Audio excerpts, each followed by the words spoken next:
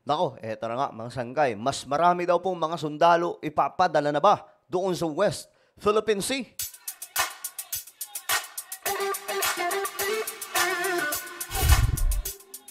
Hello guys, this is me, Sangkay Janjan. I'm back for another vlog today. At ito nga po mga Sangkay, pag-usapan po natin, usapang West Philippine Sea, Pilipinas, laban po sa China. Ayon po kasi sa report, mukhang mas magpapadala pa ng mas napakarami pang mga sundalo.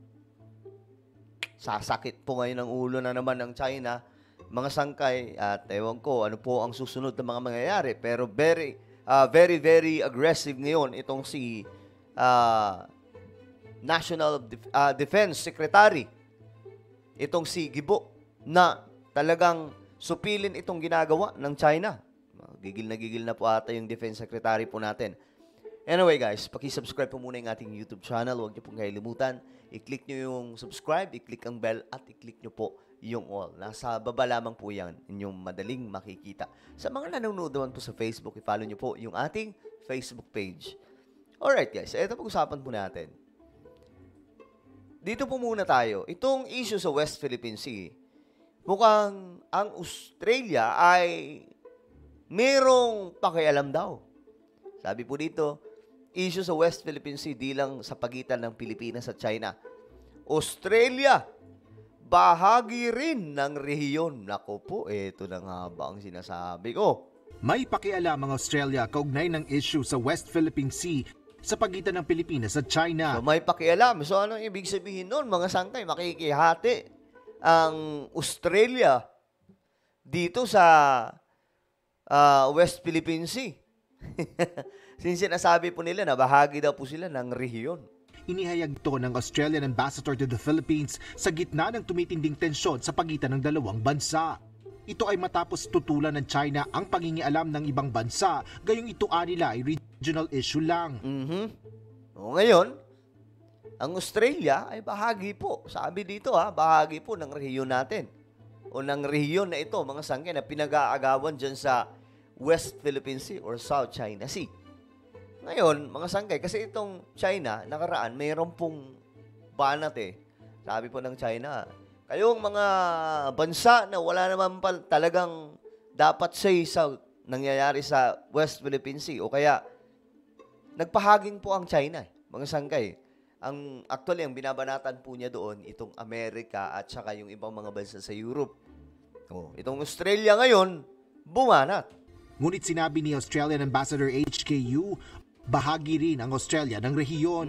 Bahagi ang Australia sa rehiyon. Bukod dito, malaki rin ang kinalaman ng South China Sea sa kalakalan ng ibang bansa. Correct. At alam nyo, mga Sangkay, pagdating sa kalakalan, kumbaga parang highway kasi itong West Philippine Sea, itong South China Sea, dinadaanan po talaga ng mga produkto. So, sa usapan, mga Sangkay, kung ito ba ay dito lang na issue, hindi po. Pandaigdigang issue po ito. Usapang global issue po ito, itong nangyayari dyan sa South China Sea. Yes, it's a regional issue, and Australia is part of the region. So that's the first point. But beyond that, you will notice that even many countries that are outside the region are passionate about this issue, and there's a very good reason for that.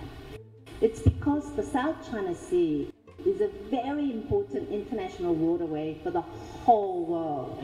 Correct. Mga Sangkay, doon po kasi talaga dumadaan.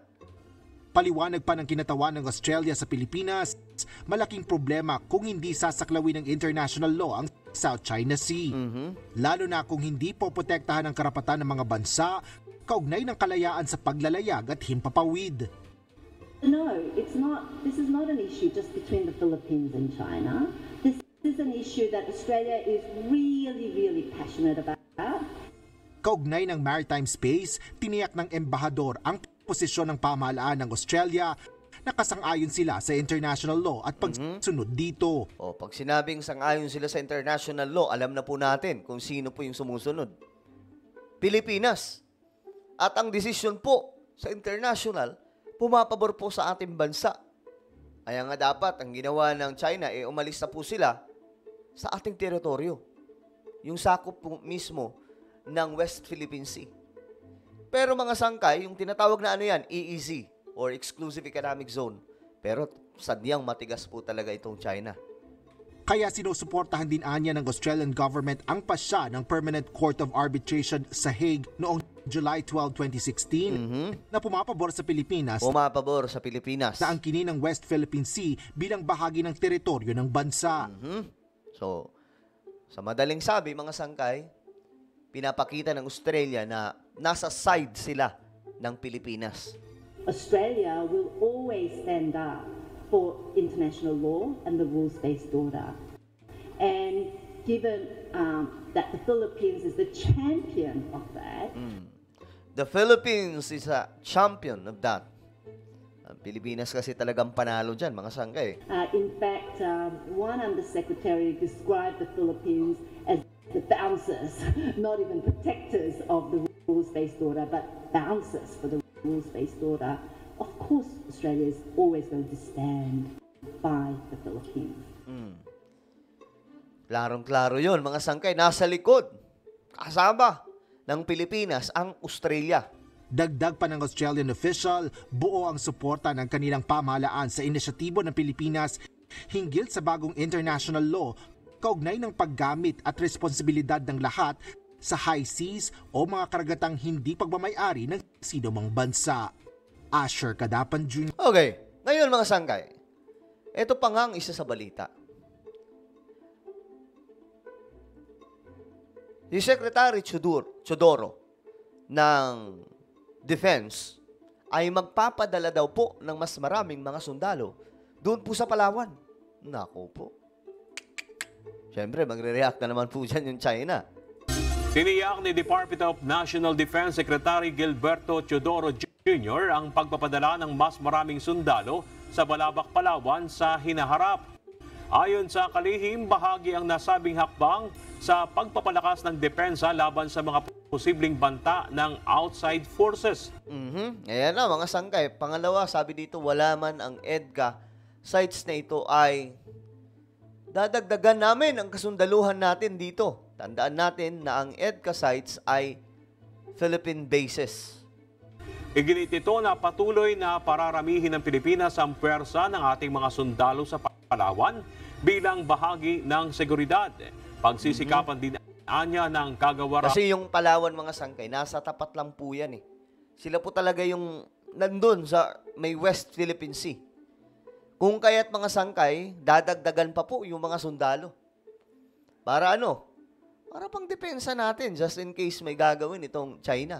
At saka dapat nga mga sangkay, yung presensya ng ating mga sundalo sa ating teritoryo, mas marami. Kasi maaagaw at maaagaw ng China, yung iba pa, kung kalat-kalat lamang po, walang ginagawa yung ating pamahalaan. But at least, today nakikita po natin na may ginagawa po mismo ang ating pamahalaan para ayusin yan dyan. Pero hindi pwedeng hanggang ganun lang. Tama itong ginagawa ni National Defense Secretary Chodoro na magpadala na mas marami pang sundalo. Dapat mas damihan pa at hindi lamang sa bandang Palawan, kundi lahat na po.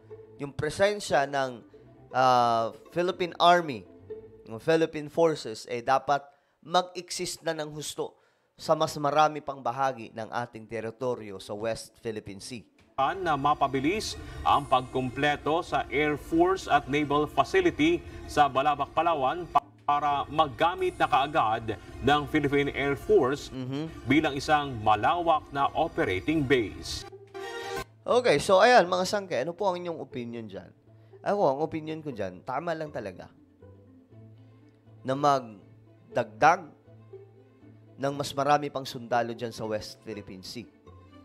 Kasi, titignan po natin ang sitwasyon, no? Pinapasok po tayo ng China ng pinapasok. Nagpapadala po sila ng mga malalakas na puwersa.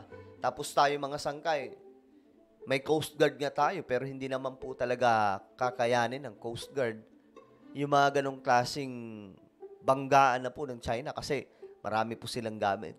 So, ngayon pa lang na hindi pa nai-invade ng China yung mas marami pa sa ating teritoryo dyan, pwestohan na po ng mga kasundaluhan natin. Nang sa ganun, hindi po tayo matulad sa nangyari nung nakaraan na nagkasakop-sakop na po yung malaking bahagi ng West Philippine Sea nitong China. So ano po ang inyong opinion? Ngayon na magdadagdag daw po na mas marami pang sundalo, I-comment nyo po sa ibaba ang inyong mga opinion. Meron po akong isang YouTube channel. Ito isang kay Janjan Daily. Hanapin nyo po ito sa YouTube, guys.